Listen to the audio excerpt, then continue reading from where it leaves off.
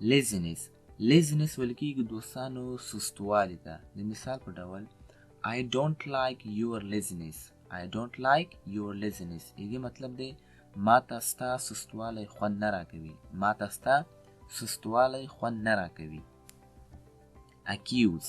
Accuse مطلب دی دوستانو تهمت لګول.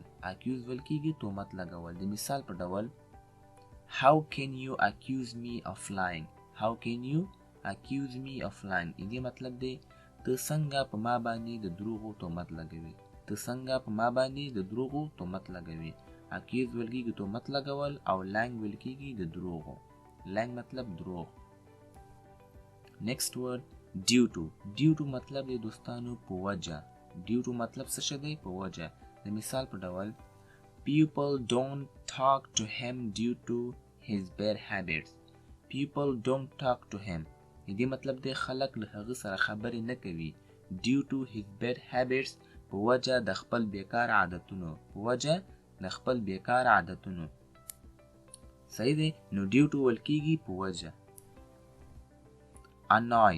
Annoy مطلب دی دوستانو زورول، پریشان کول. Annoy مطلب څه شی دی؟ پریشان کول یا زورول. د مثال په ډول Don't annoy me. Don't annoy me. دې مطلب دی ما مه پریشان کوه یا ما مه زوروه. کله موږ چاته وایو چې ما مه پریشان کوه نو څنګه به وایو؟ annoy me. Don't annoy me. Understand. Understand مطلب دی دوستانو پوهیدل. Understand مطلب څه شی دی؟ پوهیدل. د مثال په ډول I can understand your situation. I can understand your situation. دې مطلب دی زه ستا په حالات پوهیدلی شم. زه ستا په حالات پوهیدلی شم. نو understand ویل کېږي پوهیدل ته. So thank you so much for watching this video.